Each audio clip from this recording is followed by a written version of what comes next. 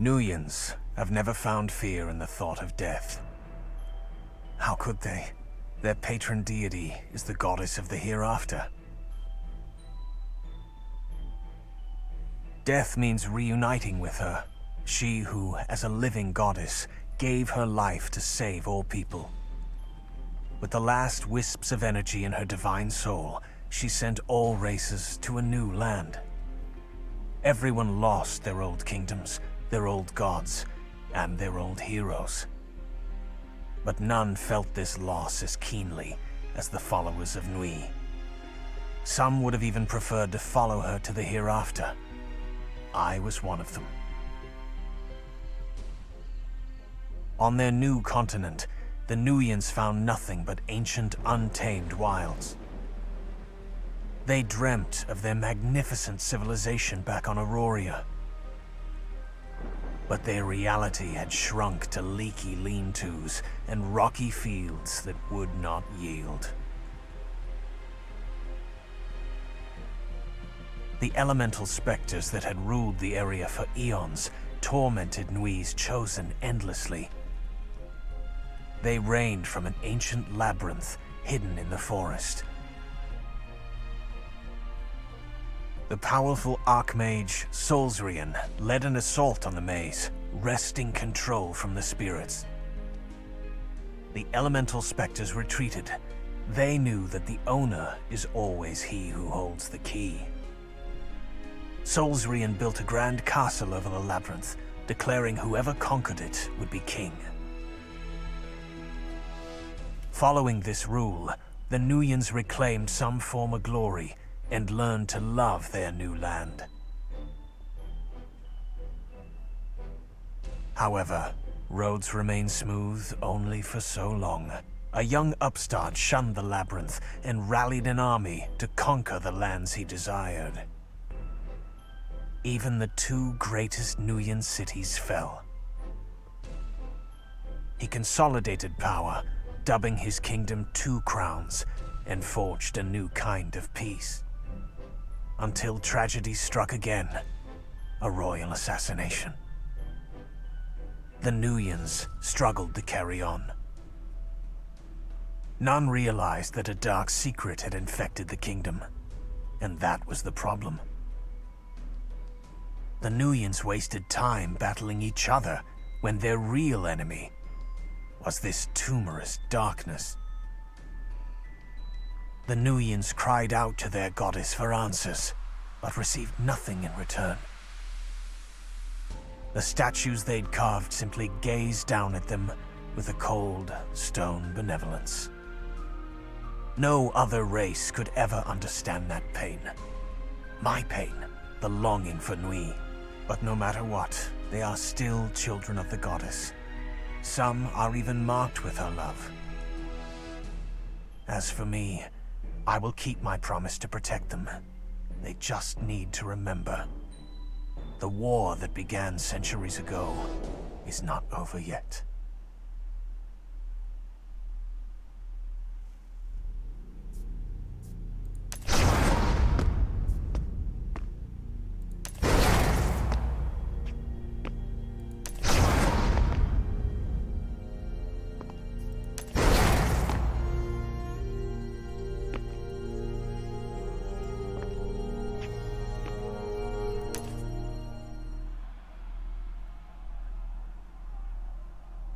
The elves had always lived in glory.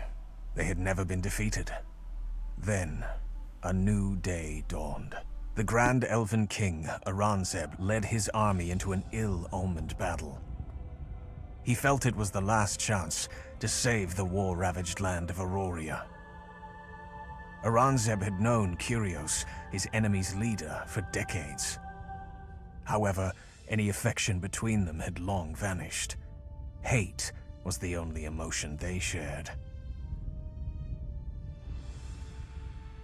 Hate as well as hurt. When Kyrios finally slew Aranzeb, a dagger of betrayal pierced every elf's heart. Bards had long sung of the beauty of the elves' forest and the sophistication of its people.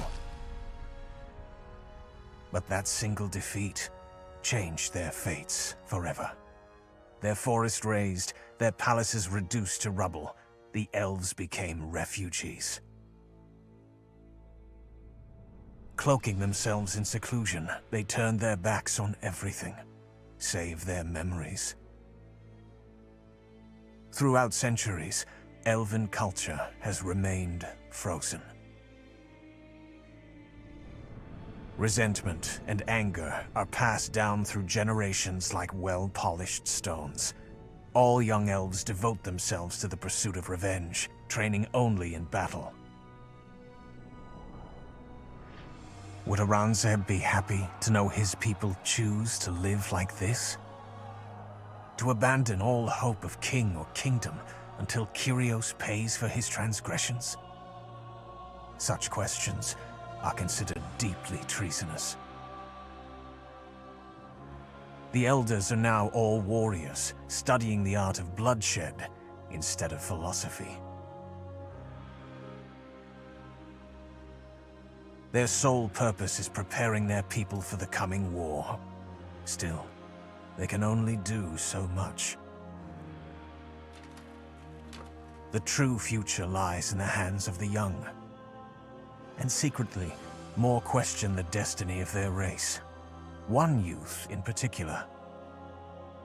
He discourages elves from forsaking all other learning, in order to focus only on the past. He knows that at times change comes only through oblivion, but elves have too good a memory. They need to learn that sometimes you must forget in order to live.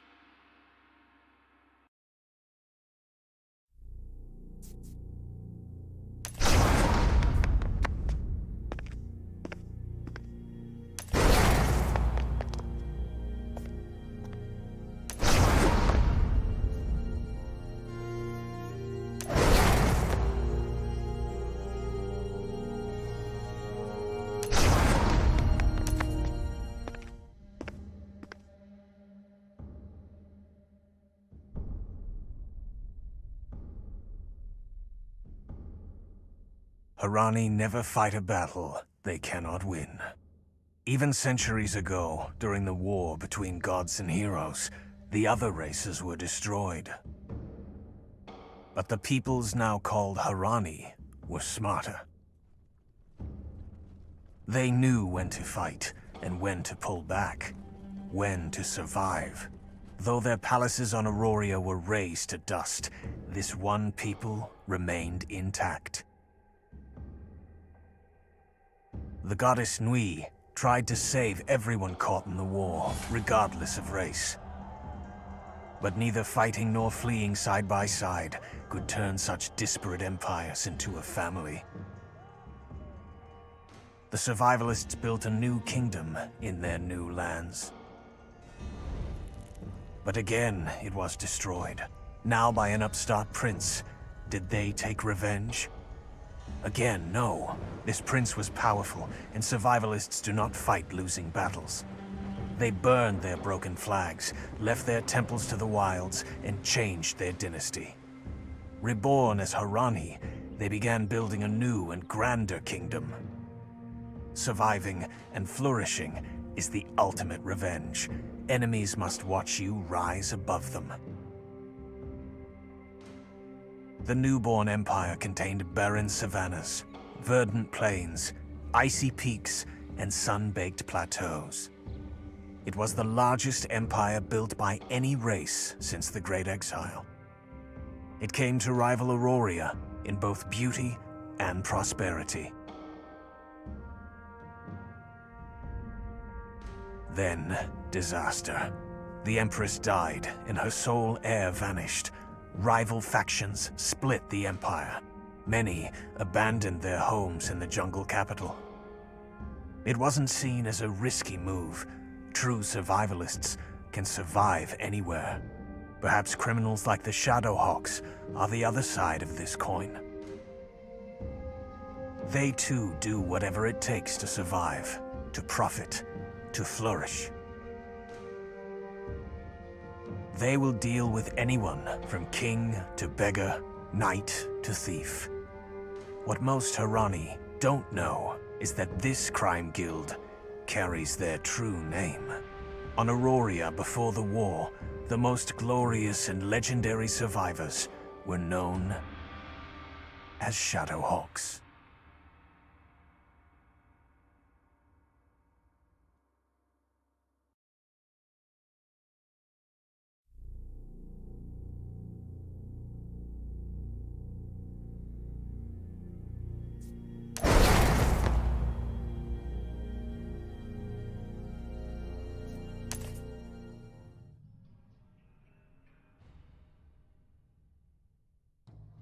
An ancient bard's tale once dubbed the Firen, the children of the Gale.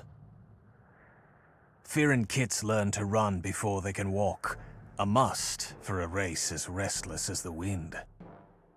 Usually settlers record their lives or build towers in the ground, but not the Firen. They see no need for hearth or home, and require little more than dew to moisten their throats and meat to fill their bellies. Centuries ago, when war tore Auroria, the hero Taiyang led the Firen onslaught. It's said that when he fell, slain by his best friend, the plains burst into flame in protest. When the Firen fled Auroria, they left their grief behind. The wind of their new range brushed their tears away. Other settlers were puzzled by the cat people's feral ways, especially the wealthy Harani. Their suspicions jinxed peace from the start. No Harani was ever praised for his genial nature, and the clash with the Firen came swiftly. Though the children of the Gale claimed more victories, their opponent was an entire empire, warring with advanced technology and trained fighters. To stand against such a well-oiled machine, the Firen had to build their own empire. They called it Temi, and for the Harani, victory became even rarer. Fighting their swift, fierce opponents was like fighting a storm. The Harani backed off. Meanwhile, the Firen grew accustomed to their homestead and began assimilating Harani ways. The Harani bided their time, waiting for the Firen to forget how to fight like the wind. This time, when the Harani struck, their domination was absolute. The Temi Empire shattered like ice, sending shards of Firen back to the wilds. But the wind does not stay quiet forever. Nomads again, the Firen found strength in the plains. They left their grief in the Temi ruins and let the wind brush away their tears. Their power and might rose like a thunderhead. Hundreds of years passed. Seers announced the birth of a new Great Mara. He was to lead the Firen back to the plains of their ancestors, on Auroria, just as Taiyang had prophesied. The key will be to keep the history of Temi from repeating itself. To reclaim the plains, not by building an empire, but by embracing the wild nature of the wind, by embracing the spirit of Taiyang that still lives in you all.